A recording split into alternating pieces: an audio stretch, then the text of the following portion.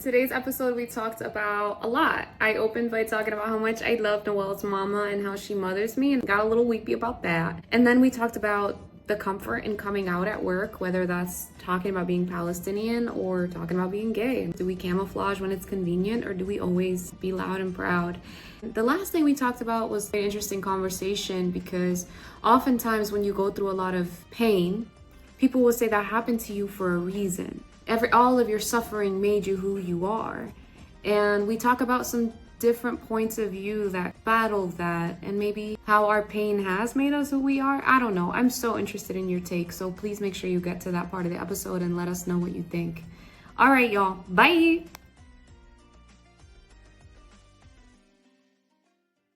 I do, like a gamer. Yeah. Okay, good. Have you ever been into games? Like video games? I don't know why I did I that. I actually I used to game when I was younger. Like I remember like after like high school I played like I don't know if if you're familiar with those like Red Alert and like Age of Empires and stuff like that. You're familiar with those? So No. like Age of Empires, if there's any 90s kids watching this, they probably would know it. It's like you start with like a little base and then you start building above it, and then you have like people would go chop wood, and then like the more wood, it's like you create it, build an army, and you go and conquer somewhere else, and then it moves from like a wood age to like a stone age to like the golden age and whatever. I totally loved this until you said go conquer. Like, why couldn't you just be building community and like have a really good life That's and the then purpose die? of humanity. You just keep up the empire and you go and conquer and get bigger, kill everyone else so that you win. That was the purpose of the game. And Amazing. life. And life. And life today under this empire. Yes. Actually, I'm just like Googling it. I was like, yeah, that is exactly what it looks like. No, I used to watch my brother play video games.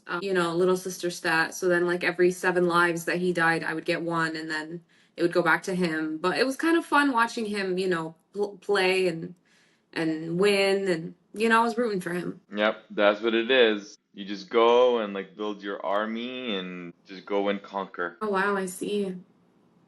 Yeah. Very Age of interesting. Empires. Yeah. One of my favorite cheat sheet codes was, I still remember, it was called Big Daddy. No. You have to type like Big Daddy, and then they would give you, it would like out of nowhere, a kind of like a convertible car, because like it's like so unrealistic, because like this is like wood age or stone age, like they don't have cars, and then like a convertible car with a guy with a bazooka like shows up on it, and you can just go and start like just shooting people with a bazooka. I was like, what's happening? Like this is just very That different is like Big Daddy. timeline. I was about to ask you, like, what do you think the difference between Big Daddy and Sugar Daddy are? But I think you just made that clear. Big Daddy's gonna handle the business, and Sugar Daddy's gonna pay for the business. That is exactly it. This I is want a just Big bringing me Daddy all Sugar the Daddy memories combo. now. Why? What are you looking for now? No, like I just like looked up, was like, is Big Daddy was like the code, and then it was, and like that's what it looks like. Like they just give you like this car with Uh, like a guy with a bazooka, and you just like drive around, and you can just like I don't know, like start shooting at people or whatever. that is Um, awesome. but that was like the cheat code.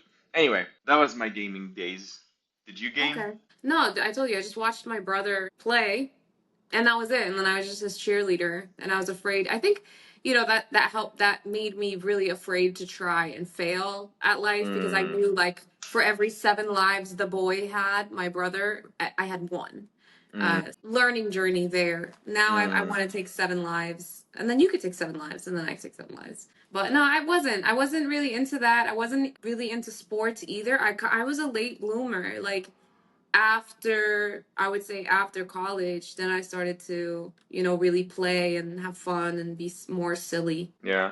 Yeah. I wasn't into sports either. I was just telling my mom yesterday on her way to like her birthday. She was saying it's like her and like my mother-in-law, they're talking about like on summertime they used to just like send the kids to like summer camp for 3 months or whatever, because like parents like need a break or something like that. And I was like, actually, mom, I think I hated summer camp. Like every year, like she would pay for me to go to summer camp, but like I hated it back then. And then she's like, why? Like what was it? And I said, I think it was one, like social anxiety. Like I don't do well with like having to go and like make friends for like a new friends for a certain period. I'm more of the type of person where like I need time to trust people in my life, and like once I trust you, like that's it, you're my people, and like I don't need to keep creating people, I guess, in that sense. So it was like really hard to go to like summer camp, and like there's a bunch of like kids from like all different walks of life, and like it's so much pressure. Like you have to go play with them and just like start talking to them, and it was just like not fun. And our summer camp, like in Lebanon, it was very like physically active, like sports and like let's go play basketball. And like I was like more of a heavier kid, so I was like insecure about my weight and like all of that. So there was like nothing fun about this. I just wanted that day to be over to go back home. But I think I was like, feeling guilty that our parents like they were paying for all of that. So like I would not say anything. I would just still go and like, oh, they should, kids would love to have their parents pay for something like that. Like this is where like my younger self talking to me. But yeah, I hated it. I don't think I enjoyed any second of that place. And that financial thinking came in early, didn't it? Yeah, Okay. I think so. It's just When you like, say, go ahead. I was saying, when you say Big Noel, like how big is Big Noel? Do we have pictures? Do I have pictures? Probably. I mean, I don't have them like on my phone. Like I think probably like back home in Lebanon we have. I say like big. It wasn't.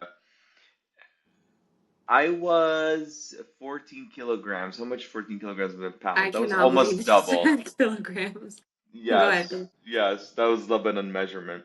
Well, I mean, Um, that's the rest of the world. It's just America that has, Yes, which is crazy. Actually, when my husband was telling me, he just saw something about the whole world works around this type of metrics, except for the US, with the exception of guns.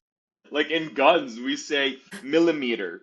We don't uh, say inch or it's like this is the only measurement that you actually match the world, but like everywhere else, like all your measurement within the US is like actually not that. So I I just never thought that thought was about funny. that.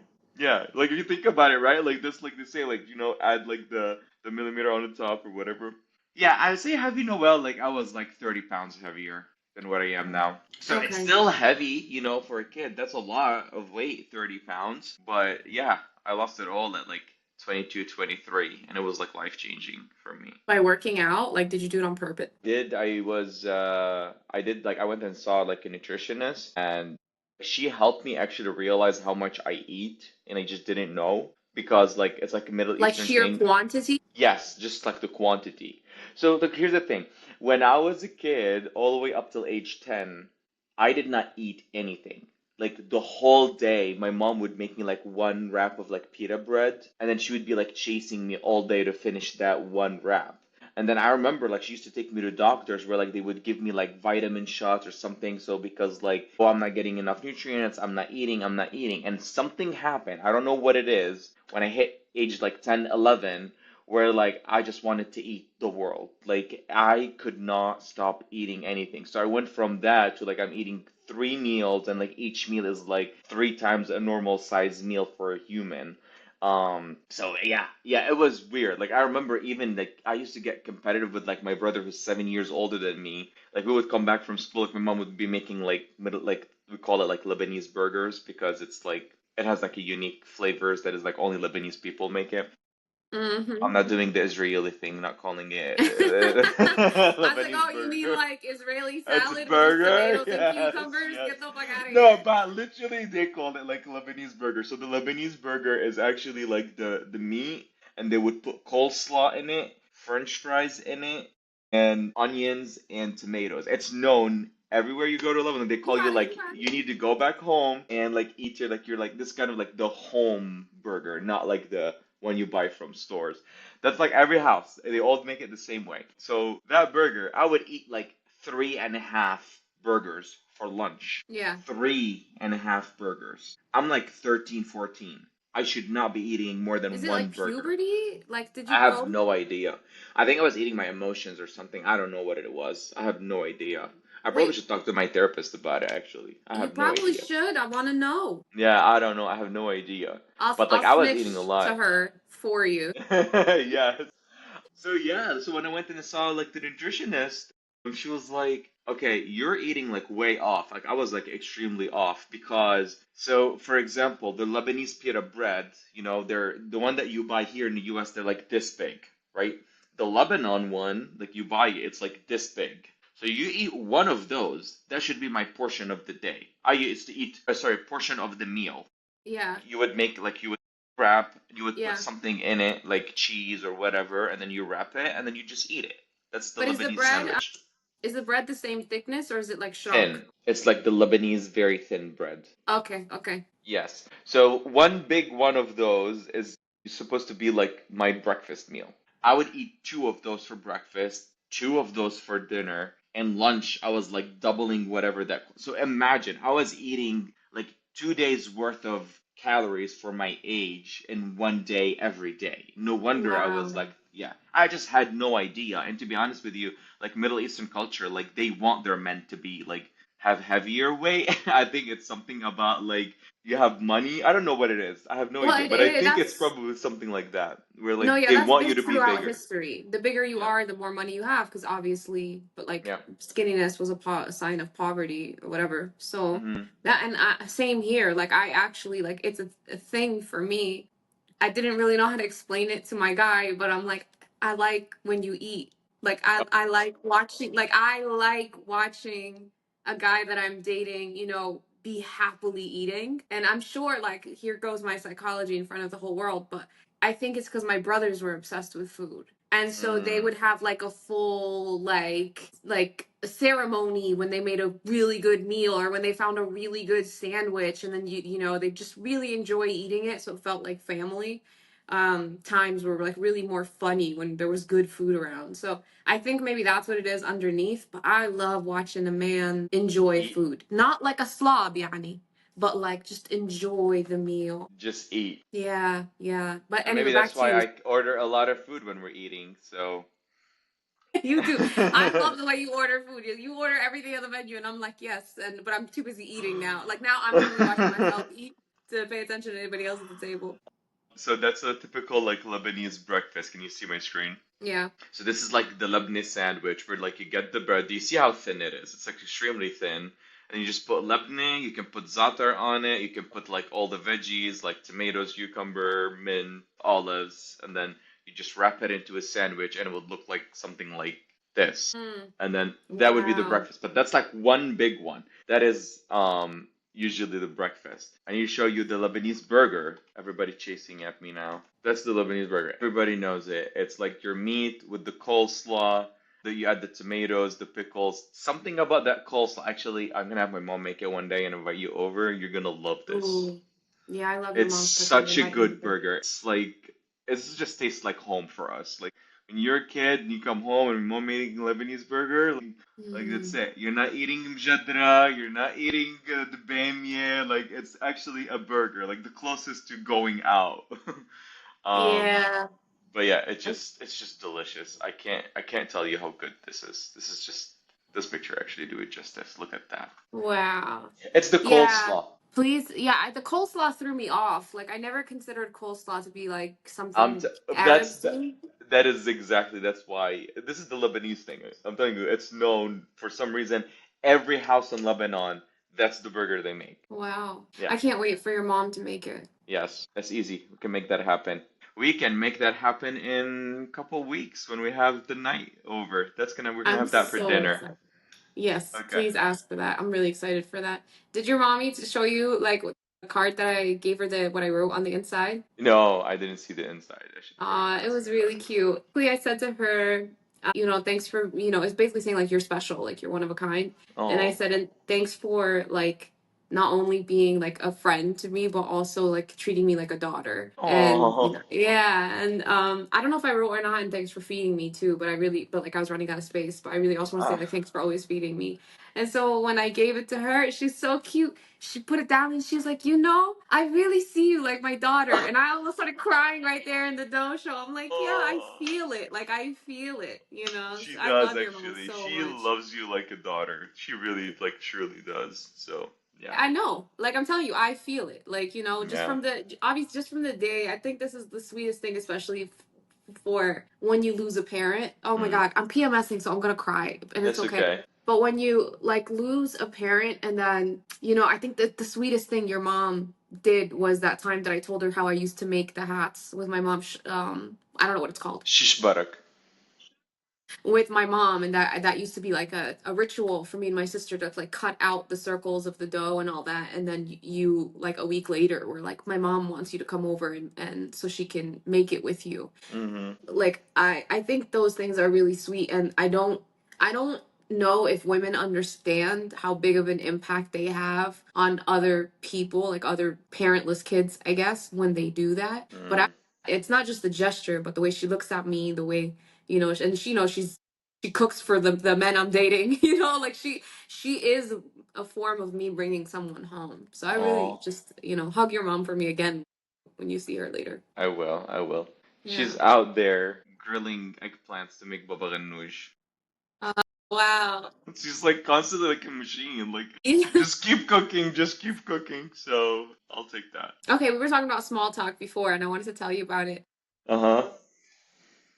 Something that you were saying before about like going to camp and like not starting new relationships or whatever. And I'm part of that day at the Doe show, which, by the way, like if you're in the Tampa or Orlando area, Doe show is amazing. But yeah, part of the talks that we were having that day was like, it was different for me because I'm with your family, and even though I know them, I don't know them, right? Like I don't hang out with them as much as you do. But I had seen something on the internet like a couple of days ago that was like, it's not that you don't like small talk. It's not that you're above small talk. It's that you don't know how to do it, and Mm. you keep acting like you're It's a above it. skill.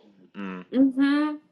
And I, to be honest, I had net like I guess I had never been told about myself. Like I used to say like, oh no, I like the kind of people you could jump in with. Like I like the people that you get straight into it with. But the truth is, like, a person with normal boundaries, and is not an oversharer and isn't like begging for relationships, they're not gonna just jump right in. Mm. People need to warm up. So you have to develop the skill of like talking to people about like things to get them warmed up. And then when you find something that clicks, it will click. Kind of like same thing with me and your family. Like I was actively trying to make sure that I'm present and I'm talking and I'm learning about people. And like it was basically just turn yourself on, Emma. Like you cannot just Mm. sit here and, wait for convenience relationships of any nature. So I thought that was really cool that I saw that, and I've been practicing, and like, it turned into like, oh, let's have a slumber party with your cousins that I can't fucking wait for. I think what you said, the key is be curious about someone. Like people love talking about themselves, and like that's the biggest key with small talk. It's like if we don't know what to say, like the weather is nice or whatever, like just ask them something and like let them talk, and like from there you can pick something and then you can just take on and like add on or something like that. The biggest thing for me, to be honest with you, with small talk that I try to avoid is I always have to gauge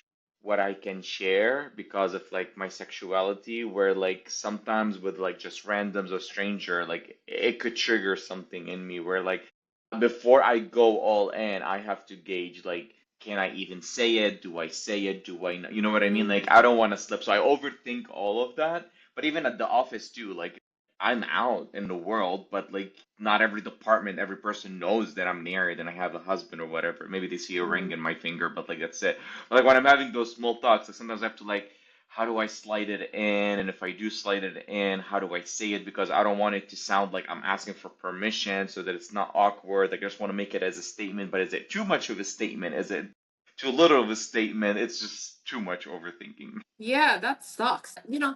The only thing I can remotely share to that, and I don't have to share, like that could just be your experience, but here I go, is about the Palestinian thing. And like, today I was having an important meeting, as you know, and I'm gonna be honest about what I did, and I wasn't proud of it, but I did it. Like I had my Palestine necklace on. I'm not wearing it right now. And I was like, I just don't want this to be a focus today. Like I just Mm, don't want this. So I like took off the necklace. But of course, within the conversation, within 20 minutes, I was talking about like being Palestinian, and the impact of that. And because it's something that is unavoidable at this point. Like it is in the news, it's in the world. You can't talk about your life without bringing it up.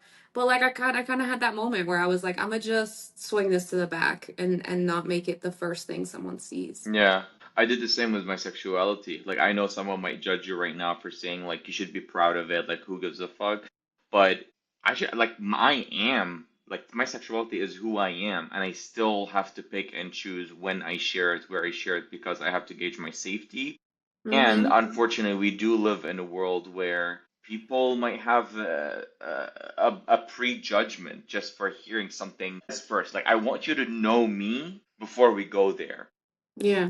And I'm not gonna lie, I do feel the same way. Like, I grew up Christian, and there is religious people in my life, but like when I automatically see like a Christian, like someone wearing like a cross, or like I know someone Muslim or something, I hesitate about sharing about like my Mm, sexuality or something, because automatically my brain goes into religious, most probably they're not accepting, let them know me first, and then we'll yeah. get there. I think it's just human. But you know what's interesting is like I think I learned the hard way is that if somebody's not going to accept you for whatever the hell it is, Mm. like I think we want maybe them to get to know us so that they realize they like us. But at the end of the day, like a hateful person is going to be a hateful person. They're going to change their opinion about you the second they know what clashes with their identity. That's true, but I think when you're doing life and jobs, life is already hard for us, if I'm being Yeah. honest. So sometimes we have to blend in. Like when I worked in Lebanon, I didn't tell anyone that I was Palestinian because I would not get the job. So I always like faked that I was Lebanese, because how am I gonna get a job under the table, and hoping that they're like I would like choose companies that like they're probably not gonna ask like get your ID or get your paper or something like that, because it's not that like serious over there compared to here, unless you're working for like international companies. Like, like when you're working for like local shops here and there, as long as like, yeah, I'm from Ashut, I used to say, like some village up in the mountains, which is like my mom's side. No. But anyway, what I'm saying is that I think I've been so trained to like blending in that like even now and like I just keep blending in. I need to, I guess, maybe unlearn how to do it, but like I want that freaking promotion. I need to move up. I want to move up, and I don't want someone else's judgment to be in my way. Like I want them to Mhm. hire me, and then they'll see my work, and then they have no choice. And honestly, I always end up coming out afterwards about all of it, like Palestinian, LGBT, all of it. But like once they see my work, everybody's hooked. Like they can't even let me go. Like my manager becomes so reliable on me. This has been my life story every single time, where it's not the first impression. You know what I mean? I don't know.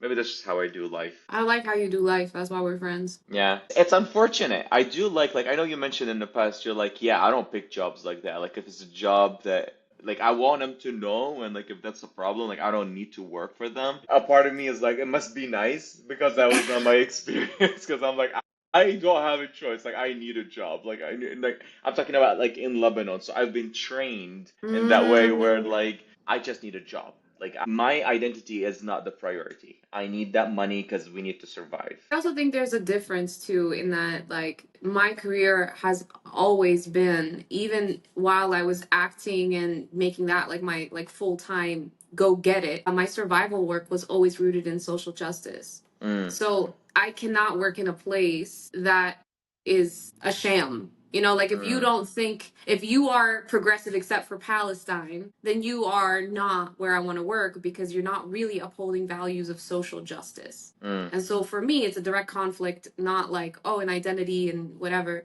It's just like, you're a full of shit organization. Like, if you can't mm. stand by human rights universally, you're full of shit organization. And so my like it's just my industry or my career route. And so I don't know, obviously I don't know if in Lebanon they like what they do for social justice and how humanitarian like fields work over there, and if they also hate Palestinians, you know. I don't know, but I know for me that's one thing that would not just makes it easier to say I won't work somewhere that doesn't accept me because I'm in a field that should accept everybody. Yeah, no, definitely. I mean, I think you're in a field too with like nonprofit that makes a difference, because there's a humanitarian goal for that company. I work in for profit, Yeah. so I do remember when I first like worked in smaller company in the US where it was like they didn't have too much diversity or like LGBT rights or whatever. And I can't wait to work for those big companies because I see them go to Pride or like do volunteer events to help like elderly people or whatever. And then like once I joined and I started to do that, and I'm like, it honestly sounds like it's still better than like not having it because I do feel safer. Like I walk into the office and I do feel like I don't need to hesitate about sharing my identity. That is good, but I don't truly feel that it's meant to really help the community like your job. Like your Yeah, job is embedded in social justice. My job is we're making money. We are right. making money. We're gonna say that, we care about pride or black people, whatever, corporate. Yeah, But I think for me, it makes me feel safe as an employee when they say that, even if they're not really changing anything or helping really the society, but like as an employee, I do feel a safe place to be at. Like once I know like this is what they believe in. yeah. They're at least saying it instead of not saying it. Because Yeah, where they're yeah. not saying it means they You're will like, what does absolutely. that mean? Because I have worked for a company in the US and that's after like gay marriage was legalized, where they hired um a director who was LGBT, and like one of the stories that I've heard was that um like the CEO went to someone and like, hey, like, because like, so they asked that person write an intro so that we can share with the company, and like that person said like, my husband and I live here, da da da da da. And then like the CEO went to like HR, I don't know, I don't remember who it was. That's really long time ago. But it was like, do you think this is okay, like to share? I'm like, yeah, like why is this not okay? But you know what I mean? Like there's still smaller companies who do think like that and like Wow. individuals. So, and I think that actually got stamped in my brain because remember the job that I went to after, my manager asked me to put like my like an intro so that she can share it with the team. And I did the same thing that CEO did, and I was like, "Do you think it's okay that I put like I have a husband?" She's like, "Yeah," like, but that was like a bigger company. She's like, "You put whatever you're comfortable with." And I'm like, why Wow. did I even ask her? But like I was so hung up about that experience before that like I was like, maybe it's not okay. Like I was just like second guessing myself. Yeah, but even imagine like play that out. Like if she said, actually, could you leave that out? Like how long could you have really lasted there? Like what would you, you Yeah, know? that's true. I think I would have still, because that email was going out to like the whole company. I think I would have still like came out because I wasn't like not out. Like I was sharing it. It was just like when it was like putting in an email going out. I don't know. I don't know why I got in my head, but I think that story from the prior job got in my head. But like since then, like now, I don't do it anymore. Like I don't even ask about it. Like I know better. Yeah. Well, But that's good. That takes growth yeah, and practice and courage. yeah. So And it's not just that one experience that did that to you. It's all of the times you have to still till today, like gauge whether you're safe or not. Like yeah, yeah. You just have to it's blend very, in. yeah, it makes a lot of sense. No It more doesn't camouflage. it doesn't bother me as much. Like when we talk about it, actually you remind me how shitty it is. But I'm like you remember it's like Noel, this is not fucking normal. And I'm like, yeah, you're fucking right. This is not normal. But then like on my day-to-day life, I'm just like going through life like, is this safe? It's not okay, whatever. Just survival, just Well, I'm not jumping gonna stop in. pointing it out. Yeah, yeah, So, yeah. No, you're right. You're right. I yeah. just think like I don't really spend time to cry or think about it, but then like when you mention it, I still think like, yeah, you're right. Like this is fucked up, but that's the world we live in. Hmm. I don't know how we got here. What were we talking about corporate? Oh, you I were don't know talking how we got here. Is like a about perfect like title. Palestine. It was the Palestine. Yeah, let's move off of Palestine right now. Do you know? I Did can, you I hear can't. actually?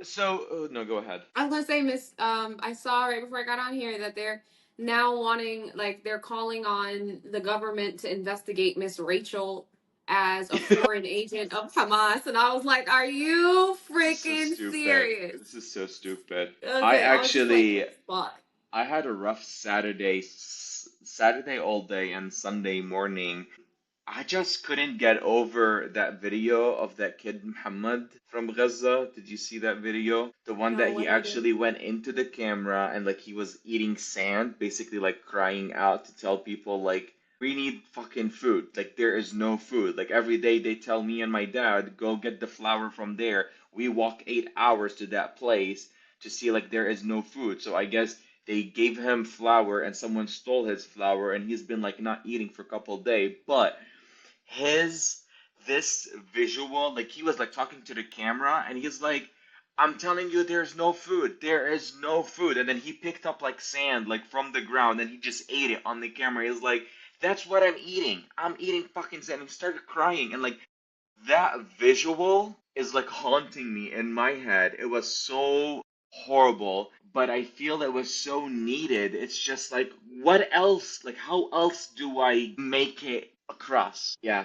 broke my heart. And then I saw Rachel, actually, she posted a video, Miss Rachel, about it. And I think like she was trying to collect help or something like that, where Um, like to send them help or something like that. Yeah, that video shook me. I couldn't for like 2 days. I just kept like like that. It's still in my brain. I see him, but it was such a big like not a representation. It's just like the image itself, you know, the act of just eating sand. Literally, you picked up sand and ate it. yeah, So I haven't fucked seen up. that. So fucked up.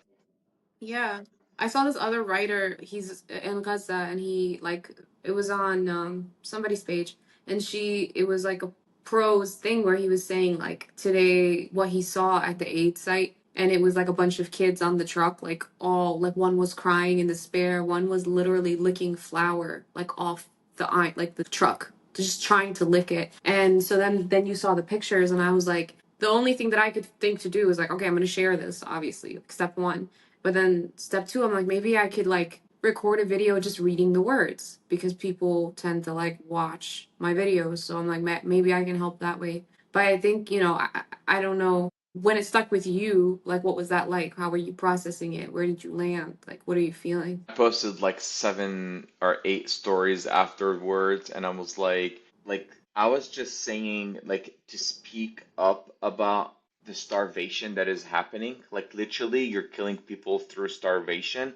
And in my brain, I'm just trying to like I was just like it felt like my brain was like scanning through every person that I know in my life who hasn't posted anything about it. And like I don't know if posting anything. I mean, honestly, I'm no one. I have like 100 followers or something. Like and Yeah. like in my head, I'm like, I don't know if that really makes any difference. But like for me, I use social media. It's like my way of like journaling. So like posting about it on story, and I was just saying, like I said something like, just talk about it. Just talk about it. Like I don't think like I don't know if like a lot of people was like, okay, yeah, that's really sad. I saw that, but like I don't know what else to do. And I believe that those people might die. A lot of them might die, you know? And that's the point is not maybe being able to save them, but I would hate it for their death to go to waste. I want justice. That's what I feel it's important to have. And my hope is that the more word that gets spread out, it starts shaping people's opinion, and that's where like political change start happening because people now are moved in a certain way that you can't lie to them anymore. They see it in their eyes.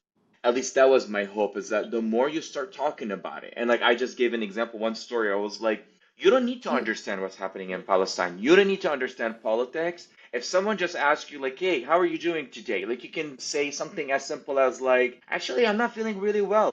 Okay. So what I ended up doing is posting multiple stories. That was my way of kind of like putting it out. And what I was believing in my head is that, okay, maybe the more words that goes out there and people start becoming more familiar with like, this is brainwashing, this is the reality that is happening, then people will start making different political decisions and then change will happen. I don't know if change is going to happen overnight, like tomorrow, but like I would hope that change will, will come slowly. But for that to happen, I was hoping that the more people talk about it, in a way. And then I posted one story where I said, this is how you could talk about it. Because a lot of people is like, I don't know, I don't understand politics. I don't want to get in arguments. I don't want to blah, blah, blah, you know? And then I said, you don't need to understand politics. You might be like, Noel, this is crazy. I don't even know where to start with that. But like all you could say is someone says like, hey, how you doing? You can say, you know what? Actually, I have been not feeling really well. I just watched this video of like a kid that is starving in Gaza. This is horrible. That's it. You don't need to say more. You don't have to go into what, where, because people are gets, usually nervous about, oh, like we're gonna talk about genocide politically, who's right, who's wrong. We don't understand it. We don't know. We don't want to be a part of it. I get that. You don't need to, but I said something like, if you see a dog dying on the road bleeding, you're just gonna say to someone, "Oh my God, I had a horrible morning. I just saw a dog bleeding on the road." That's it. You don't have to say a car drove over him, you're investigating. Like, just facts, facts. What you're seeing is something, it made you feel something, and you just talk about it. That's it. I thought that was a really That's good how I example you just gave. Thank you. Yeah. So that's how I processed it. I kept like posting and stuff until actually I noticed like I don't and now I'm believing more like how the algo and shadow banning and whatnot because like a lot of my stories they just usually like get the certain amount of views because I only have like 100 people that are in my life that we see each other's stuff and like I could see like those were like 10 views. I'm like, oh my God, like this is so real. Like even the 100, I can't even get, you know, that's not the point, but the point is like That's the point. That's real. that was real. I mean, I'm saying like the point wasn't like to watch the number of views as much as it was interesting that oh, like that was another observation that I noticed. So that was horrible. And Mhm. then yesterday morning, I woke up to seeing more video. Are you familiar with what's happening in Syria? And I just know they bombed like a really old building in Damascus or the embassy in Damascus. That's even worse. Like I wish it was just that. Syria is a whole thing by Yes, tell me about Damascus or Syria. you know how Syria used to be run by Bashar al-Assad and the Yes. family? And then he ran Okay, away. and it was overturned. He ran away to Russia, and like now it's taken over. So the president now of Syria he used to be the leader of ISIS, which used to be on the list of terrorists back then. And now Trump met him, and then everything like they're shaking hands and like make Syria great again or whatever the fuck that is. The situation in Syria I cannot explain because it's not talked about on the media here. I see it because I see like Arabic videos. People are filming like there. It's the worst. So there's Sunni, Sunni, Shia, like different types of, how like Christianity, they have Catholic, blah, blah, blah. So there's Alawites. You're familiar with Alawites? Bashar al-Assad used to be from a certain religion that is Muslim, Alawiyin. And then when that was taken over, now the Sunni Muslims are taking over and they're like killing every single Alawite in Syria. I cannot tell you how brutal that is. They've been killing Druze. Druze is like a different type of religion as well that is common in the Middle East. Christians and Alawites. Those are the three religions. And I'm not even exaggerating. Like the videos that I'm seeing, like there was a video where like they went into a house and there was three guys that are Alawites and then they were like jump off the balcony. They were like either jump or we're gonna shoot you. As they were jumping, like they shot them to scare them to actually jump and they're just like celebrating it.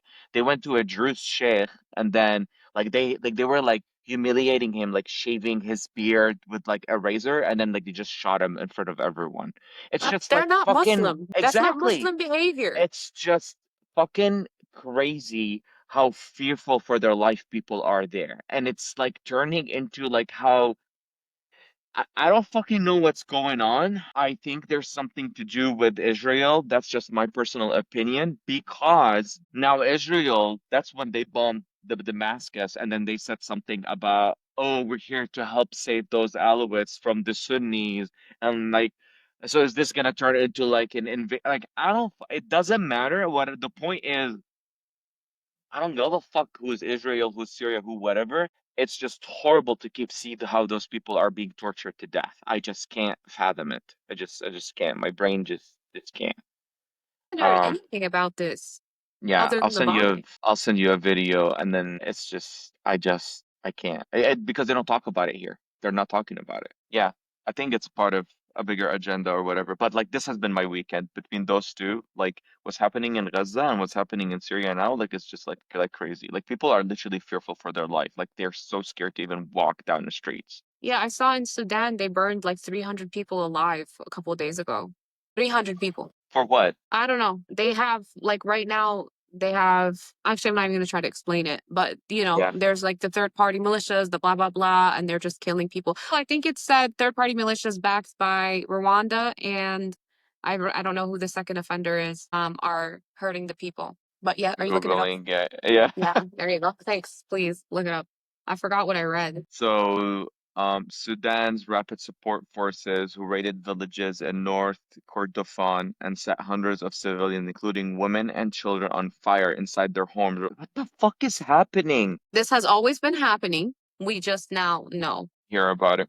Yeah. This has been happening. Think about again, America. They killed all the buffalo. They killed all the indigenous people. Like this has been happening forever. So don't get deflated by, oh my God, just in case you or anybody else, like don't get inflated by, oh my God, this is crazy. We've reached new lows. The new low we've reached is the rest of us, the bystanders, because we always thought like if, you know, if we saw evil, we would speak up. Do We would something. do some, at least not maybe, you know, support gun manufacturers, or not gun manufacturers, weapons manufacturers, you know, or just don't go to fucking Starbucks. Like, I don't know, just something simple. Just shift your dollar, right? But society as a whole is not doing anything. And that is what's new. This awareness of what's going on, and then us saying it's okay, we're still going to go to work, we're still going to pay our bills, we're still going to pay our taxes, and that gives permission for the perpetrators to go, okay, well, the majority of people will still follow the rules, so we can do what we want.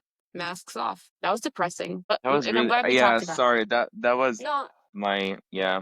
I think it's okay. I think it's okay. I mean, we don't. First of all, we don't do it every week, and second of all, I mean, we should. That's the problem. If we just talk about all the other things and just be jolly all the time, we're part of the normalization. Oh, Yeah. we're learning. We're living and we're learning. We're figuring it out. I It's think okay. we need to talk about where we left off the last episode with Mateo from Nine Strangers. Habib and the Do you even still remember what was going on? You know, one thing that didn't add up for me was Mateo when the warplanes went by, or like the planes went by, and he thought they were warplanes. You know, he had like a traumatic response, PTSD. But then when the fireworks were going off, nothing. Uh, He was happy. He was like, oh my God, look at them. I guess PTSD doesn't always have to strike, but that did just throw me, right? I don't have to be a PTSD expert to say it threw me. It threw me. uh, uh. But otherwise, loved him very, very much. Loved that character. Why do you love him? My favorite scene is that last scene when she was like doing that session on him Mm-hmm. and how he reacted to that session. Mm-hmm. Do you remember his words? Yes. Do you want A to? little bit. Yeah, Yeah, yeah. I pulled it up because he said these people, they think that they want to run away from their sadness to bury it in a grave or to wear it like a bag, like a badge. My family, I miss them so much every day. I don't want not to miss them, to forget that they are gone. My pain, as you say, my grief, it's happened to me, but it's not all that I am. I'm a boy who was loved and lost this love, the thing that everyone fears most in their life, and it's happened to me. So, yes, there is pain. I love that we all go to therapy because we want to move on from the pain or heal it, or he just didn't want it. Like, she's like, I can help you get rid of it. That was the whole goal of like what she's trying to do. Because, like, if you don't have the pain, then you can be a different person showing up in nowhere. But it's like, but pain is what makes me, it's what still links me to my family, it's still what the purpose of my life and everything that I do is because of that pain that has happened to me. I don't want to take it away. And that was the first time in my head that this just like clicked in me is that I think that's what I love about therapy is that you can process the pain so that you can use it in a different way in your life so that you can help other people rather than just like getting rid of it. That was Yeah. her goal. Her goal in the whole season was for her to create this so that she can remove the pain from people. Like it would just disappear. Yeah, and it was all because she was projecting that she couldn't accept the pain of her loss. Hmm. And I think what he was also saying is like I'm strong enough to hold it. Like I'm strong enough to hold it. And I also loved too, like I didn't see it coming what he was gonna say, but when you know it started when she was like, it's okay, you're in shock. And he was like, no, I know what happens. I lose my parents today. Like I've grappled with this. I accept this. I thought that was just like yeah, I agree with you there. Like that's when he became my favorite when he said that, and Me too. she was like, you're more healed than me. There's nothing I can Yes, do. You're yes, done. yes. Literally, like it's just amazing. Yeah, I thought that was great in the show. Even I would love to know like how the writer came to that. Yeah. It's just so amazing because when I first started to watch it, I was like, wow, if we can one day get there, you can take that pain away. Like, I love the idea and the concept of like what she's trying to do, but it wasn't until that last moment with Mateo when he said that that I was like, I don't want to take that pain away. Like, my pain, I just love it. I was yesterday talking to my cousin on our way back from dinner, and I was just telling her. I've experienced certain pain in my life that made me who I am today, to where I try to create a safe space in my life so other people don't have to experience it. Like, I've been in situation where I have felt not accepted, or I couldn't be myself, or not a safe place for me physically or emotionally. But if I didn't feel that and I've been through that, I would have not been the person I am today. Like, I show up in the world today, and my first goal in any conversation with people is to make sure that they feel it's safe and I'm not judging them. Like, you can tell me whatever you want. But if I didn't have that, I don't think I would be that same person now. Yeah, of course not. Of course not. I don't want to. I'm trying to navigate how to say out loud what I saw from Trevor Noah the other day. That I basically said, like, you have to be weary of saying that that pain brought me to where I am, or I am who I am because of that pain, because you're also neglecting that, well, you didn't need that pain to survive. And so maybe you would have had still a great life and not had so much trauma Mm, and not had PTSD and not had, like you could have still been a caring person and created safe spaces without having been made to feel so unsafe all the fucking time. And mm, so he was basically saying to just be careful from framing it as a savior, like a pain as a good thing. It's just no, it's a thing that, like Mateo says, I can handle it. I handled it. But I'm sure Mateo mm, would have preferred, like I prefer, to have my parents here. I still think I would have been a kind, caring person without the level of grief I fucking have missing my mom, you know? yeah. So there's I'm different thinking things too. Yeah. I mean, do I want the pain? No. I don't know how much we can go back. Like, I think it's just like, I like what you're saying. I still think it made me who I am. So a part of me does want that pain. Because I would rather be that. I don't know if I would be that same person. Like, in those situations, I have experienced it in a way that was like so major and traumatic. Like, I just talked about it in my last therapy session. It was so traumatic. I actually blocked it out of my brain. It wasn't until like we talked about it in therapy that I actually like all the emotions just, came back, flowing. But if I didn't have that, I don't know if it would be that important. I mean, pain is transformative. They even say, like, with all the videos, like, of the monks that I see, or like master healers, like, they don't tell you to push away the pain. They tell you to take it and turn it in, like, absorb it, deal with it, and then bring Mm, it back out, right? So, like, mm, the process of life is that transformation, is the caterpillar to butterfly. And so, mm, yeah, you took some majorly traumatic events and you have butterflied into a beautiful person. And that's great. And some people don't. Some people get beaten down, worn down. Some people take their own lives. Some people become criminals. mm, Everybody reacts differently. And I feel lucky that you are in my life and that you reacted the way that you did to your pain.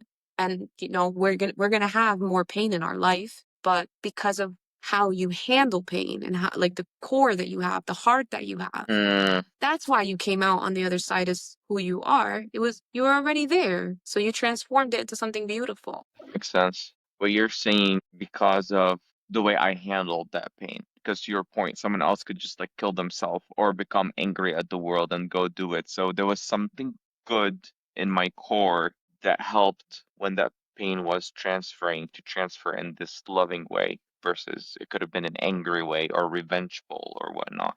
That's what I think. But I do agree that, like, pain is practice at these Mm, skills.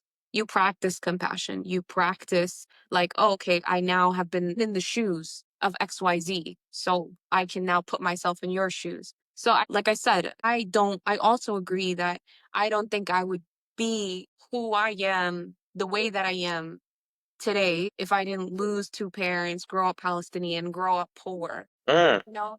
But I sure as fuck would have preferred to have two parents, grow up rich, and still be Palestinian, in my country. Like, that would have been good to not have us be kicked out of our country. Like, it would have been good to just kind of have a fucking farm and, normal life. And so I think part of it is, yes, like we're coping and we're saying, well, I love who I am today and I accept who I am today. That's great. It's like if 1948 didn't happen and my dad was not kicked out of his house, he would have never went to Lebanon, met my mom, and I would have not been here. Right. We're happy where we ended up, right? Like I said, I'm very lucky, I think we make the best of, like, we do Yeah, I what we think we can with what create we those have. scenarios to Yeah, to but I don't keep know. I could have going been a and cute little Palestinian princess. I could have, maybe had acres and acres of land in Lifta. Like, I don't know. And where I did think your that's parents meet though? so my mom had left her first husband and she had three kids with him, and she was like very trailblazer, like, fuck this, I'm out, I'm not happy here. And so she took her kids and left, and she bought this like big house in Palestine. And my dad had also just recently got divorced and needed a place to like live. And so he went to go rent from my mom. And that's how they met. Wow, And then that supposedly is one day, such a like cool my, story. yeah. And then supposedly one day, like my older brother was like sick. And so he like helped out. And then my mom, like, fell for it. Now, he didn't turn out to be the best husband, provider, father, nothing. Allah yarhamu. He's still my daddy and I love him. So, my mom had her own choices to make. But I do really like, you know, that cute little story. Like, at the very least, That she is chose cute. him. Her Yeah, first husband, she didn't choose. She was forced. yeah. And so that's why she was like, fuck this, I'm gonna do what Oh, I want. So at the I end of the love day, whether that. he was a good choice or not, he was her choice. And that was the point that she made. True.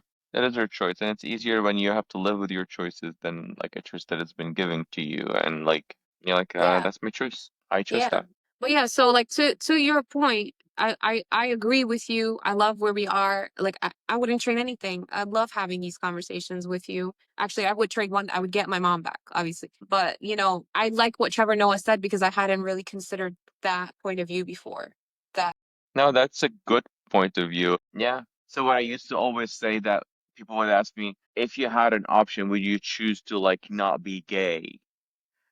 Or and like just be straight because it's easier life. And I'm like, no, I still choose to be gay because being gay is what helped me be the person that I am, because I know what it feels like to be not accepted, to be a minority, to have to blend in all of that. That now when I see someone else, I try to create that safe space for them because like I want them to feel all of what I never felt in that place. But what you're, then I always would be like, no, I want that. I like that I had that because this is who I am today. But what I just learned from what you said is I wish I could just like I don't, it doesn't mean that I just wish to like be straight, but like I wish I could just be gay and not have the pain of like being judged and like blend in all that. How about I just be gay and happy? Like Yeah, exactly. So that, like, that's the theme. It's not that we're yeah, the problem. yeah, yeah, Society that we yeah, live in is a problem because you should yeah. just be able to be gay and not. And what he prefaced it with, Trevor Noah, in that clip was, it's not the my pain made me who I am. It's the it happened to you for a reason mindset. That's the line. That's the line that It he was pointing happened for out. Like, you to you for a reason. yeah, and then he started to talk about like, oh, and I am who I am today because of that. It happened for a reason. It built me. And it's like, well, no, like maybe, just let's be careful in that. Like, you can have your belief systems, but I'm somebody who says like it happened for a reason, like God willed it, like whatever. And it's just because it's really hard to cope with some of the things that you and I have had to cope with. It's really fucking Yeah, hard. yeah, Um, yeah. and I guess it's still a process. But I do, above all of this, I don't think any of it conflicts with what Mateo said. Like, about, like, I know it happened, I hold it, and I'm okay with it. Like, Uh, it happened to me. Yes, it's the worst thing that can happen to a person, and it happened to me. Okay. yeah. I don't need But to be I don't fixed. want to forget about it. I don't want it to go away. It's just my pain. I sit with it and I just move on with my life. Yeah. Yeah. Mm, And I think that is part of being human, is like, if we didn't have pain about like the things that society is forcing on us, then we'd still have pain about something else. We'd still have heartbreak. Like, we'd still desire. Like, those are human those are human things that we'd always feel. We might look at a river and just cry, I don't know. I'd rather, But that's something that I read is about explaining what happiness is. And it's just like if you ask someone like what is happiness? How do you describe it? And most people can like try to like simplify it to like having my family around, traveling the world, like doing this and that. But what they're actually really trying to say is it's the lack of pain in your life. That's where happiness happen. And that because 70 to 80% of your life has pain, those moments of happiness feel this grand because you're not experiencing the day-to-day pain. When you go to work 8 or 9 hours a day, where like you're like exhausted, you're tired, and you come home and like you sit down with your family, you don't have to work. This is where you feel happy. Yes, you can say being with my family, but it's the lack of like not having that that is giving you those happiness. Yeah. I thought that was a good way to think about it because most of the time we cry and complain about like I'm so like why can't shit just get together in my life? Like why can't my life just get better or whatnot? But at the end of the day, I guess religious people to try to explain it by saying like it's God trying is trying you, or you just need to believe in this or that. But like I do like this explanation of it of if there wasn't no pain, you would not have felt the happiness. If there wasn't those like sad days and things and the struggles and difficulties that I have to go through, then those days and moments of happiness would have not been that grand. Yeah, it's like that song. You're like sunshine after the rain. It's like, Yes. yeah, we won't appreciate the good unless we understand the contrast, the other side of it, you know? Hmm. You can't hate unless you love. It's like, it's so beautiful to be alive and be so conflicted all the time as like a criteria to being alive. Love it. Yes. I think Okay. we're on time. I think we're on time. We did it. Next week, I will make sure I'm in a different location, so no more freezing, figuring out tech stuff as we go. Hopefully I would have a better office. We'll see. Look at us working on life. This is the shit so that we can then be like, remember those days? When I was like Can't wait. freaking moving office, who cares? Yeah, yeah, exactly. I like the problems we currently have. Yes. Me too. I'll Yes. take that problem every day. I'll take that problem every day. Okay. Love you. Bye. You too. Bye. Thank you for listening to this episode. If you enjoyed this conversation, please consider leaving a comment and a review. It helps us improve and reach more people. We're all just trying to figure it out one conversation at a time. So go easy on yourself. Trust the process. And remember, it's okay, Habibi.